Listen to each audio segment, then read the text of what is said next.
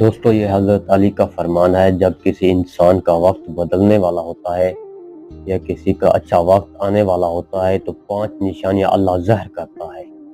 سب سے پہلے نشانی اس شخص کی روزانہ صبح فجر کے وقت میں رات کے تیسرے پہر میں آنکھ کھلنا شروع ہو جائے گی۔ دوسری چیز، اس شخص کو بنا کسی سمجھائے دین کی سمجھ آنا شروع ہو جائے گی، وہ دین کی طرف رجوع کرے گا۔ اور تیسری چیز، وہ شخص جس کا اچھا وقت شروع ہونے والا ہوگا، وقت بدلنے والا ہوگا، اس کو اللہ آزمائش میں ضرور ڈالے گا، یعنی آزمائش، اس کا ٹیسٹ اللہ ضرور لے گا۔